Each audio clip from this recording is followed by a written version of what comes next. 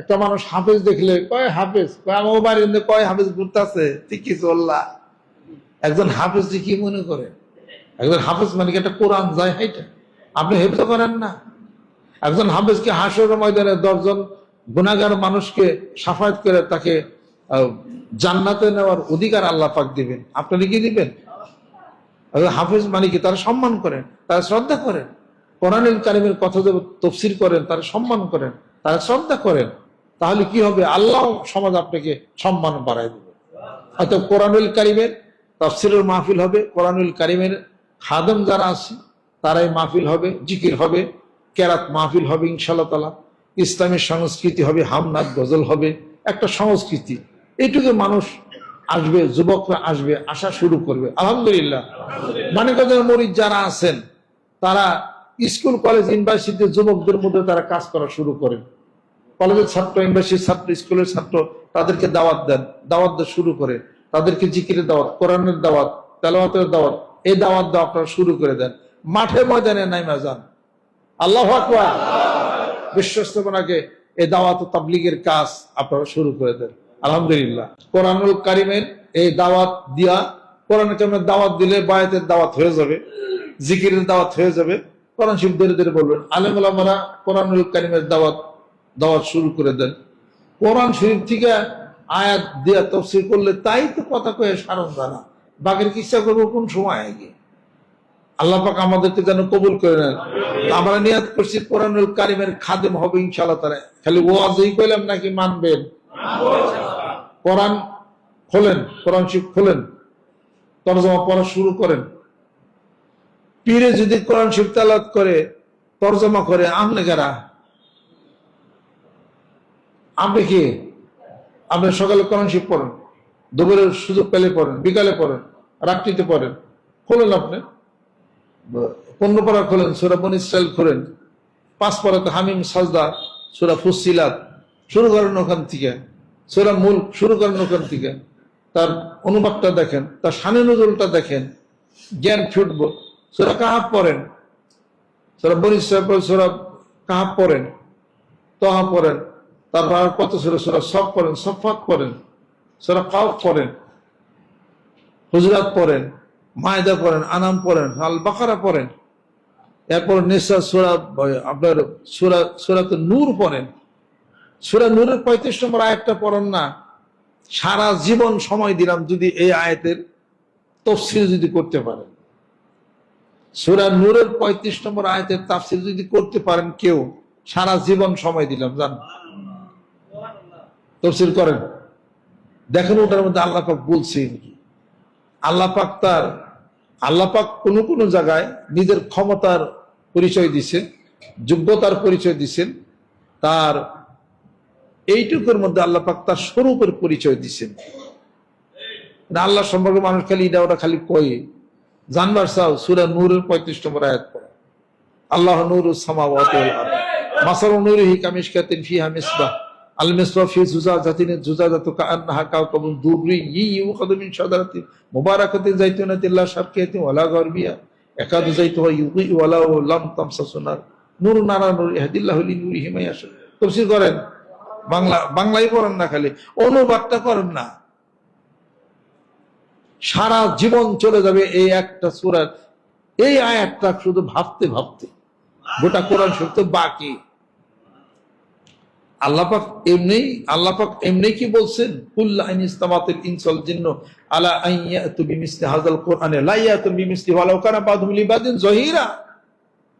হে রাসূল বলে দিন, সমস্ত জিনকুল মানবকুল একত্রিত হোক, আমার এই কোরআনুল কারীমের মতো আরেকটা কোরআনুল কারীম আনয়ন করো। লা ইয়াতুনা, তারা পারবে না, বিমিসলি হাযাল কুরআন, এই কোরআনের মতো আরেকটা কোরআন তারা রচনা করে তারা দেখাইতে তারা পারবে না। 10টা সূরা তাও পারবে না, একটা সূরা তাও পারবি না, এটা আয়াতের পিছনে আয়াত জোড়া দে তাও পারবি না। এজন্য কবি লবিদ বলছিল না, ইন্না আ'তাইনাকাল কাউসার ফাসাল্লি লিরাব্বিকা ওয়ানহার ইন্না শানিআকা হুল আবতার লাইসা হাযা মিন কালামিল বাশার। এটা মানুষের রচিত কোনো এটা না। এটা তারাই আরবের বিখ্যাত সাহিত্যিকরা, তারাই হাইরে গেছে, তুমিও বলতে হাইরে। সারা পৃথিবী মাথা নত করছে। কোরআনুল কারীম শুধু অক্ষর না, কথা বলে। কোরআন হাদিস পত্র ভরা ঠিকানা তার জগৎ জোড়া। কোথায় আছে সে মনোচোরা শুধু মানুষেরই। অর্থ কি? কোরআন হাদিস পত্র ভরা ঠিকানা তার মানে আল্লাহর ঠিকানা জগৎ জোড়া। এই কোরআনের পরিচিতিও জগৎ জোড়ায়। সানুরিহিম, হামিম সাজদার শেষের আয়াতের মধ্যে দেখেন, সানুরিহিম আয়াতিনা ফিল আফাকি ওয়া ফি আনফুসিহিম হাত্তা ইয়াতাবায়্যানা লাহুম আন্নাহুল হক। সুবহানাল্লাহ। অচিরেই আমি তোমাদের এই দিগন্তে কোরআনুল কারীমের আমার এই সত্যতা প্রকাশিত হয়ে পড়বে এবং তোমাদের মধ্যে ভিতরেও এটার কোরআনের সত্যতা আমি প্রকাশ করে দেবো। যেরকম সুবহানাল্লাহ। তাহলে এটা দেখেন না কেন? না খুলে দেখেন, হিসাবপত্র করে দেখেন। কোরআনুল কারীমের সাথে ভালোবাসা প্রতিষ্ঠা করা যাবে? আলহামদুলিল্লাহ। হাত নামান। ডাইনে ভাবে কত কোরআনের খাদেম দেখা যায়, মুফাসসিরে কোরআন। আমরা মুফাসসিরে কোরআন না, আমরা মুফাসসিরে কোরআন না। মুফাসসিরে কোরআন কে? ওয়া আহসানা তাফসীরা, সূরা ফুরকানের মধ্যে করে দেখে আল্লাহ নিজে। সুবহানাল্লাহ। আমরা কোরআনুল কারীমের খাদেম। সুবহানাল্লাহ। খাদেম বলেন, খাদেমুল কোরআন।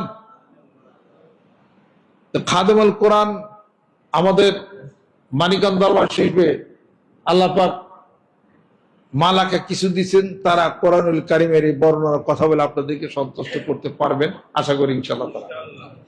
অচিরে মানিকগঞ্জ দরবার শরীফ কেন্দ্রিক যারা খাদেমুল কোরআন হিসেবে কোরআনুল কারীমের বর্ণনা, কথাবার্তা, আলাপ আলোচনা, তাফসীর যারা করবেন, খেদমত যারা করবেন, তাদেরকে মানিকগঞ্জ দরবার শরীফ থেকে আমি একটা সিস্টেম চালু করতেছি, এটা তারা করবেন। তারা কোরআনুল কারীম থেকে তাফসীর হবে, জিকিরের কথা, বায়াতের কথা, আধ্যাত্মিক জগতের কথা, সবকিছু কোরআনুল কারীমের মধ্যে আছে।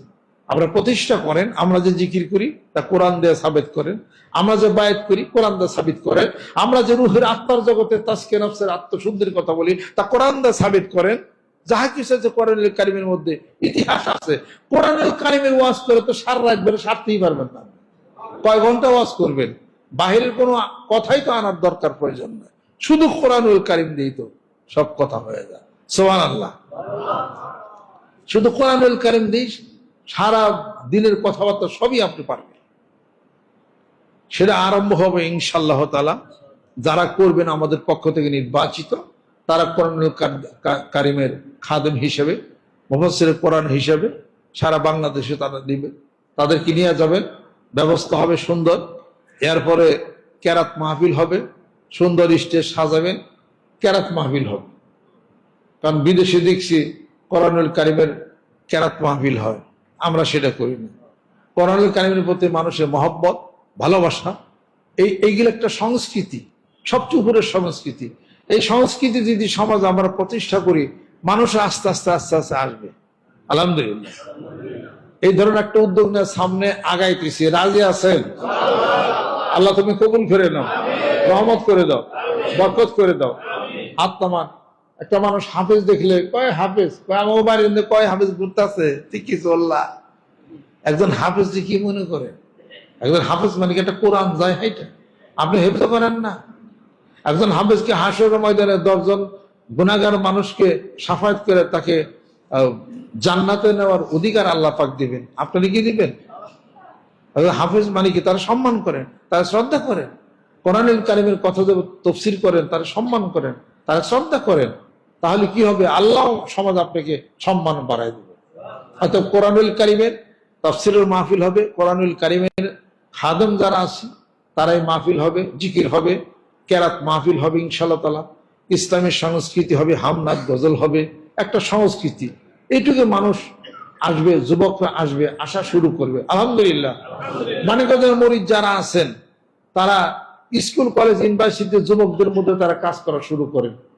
কলেজের ছাত্র, ইউনিভার্সিটির ছাত্র, স্কুলের ছাত্র, তাদেরকে দাওয়াত দেন, দাওয়াত দেওয়া শুরু করে, তাদেরকে জিকিরের দাওয়াত, কোরআনের দাওয়াত, তেলাওয়াতের দাওয়াত, এই দাওয়াত দেওয়া আপনারা শুরু করে দেন। মাঠে ময়দানে নাইমা যান। আল্লাহু আকবার। বিশ্বস্তপনাকে এই দাওয়াত ও তাবলীগের কাজ আপনারা শুরু করে দেন। আলহামদুলিল্লাহ। আস্তাগফিরুল্লাহ, আস্তাগফিরুল্লাহ, আস্তাগফিরুল্লাহ।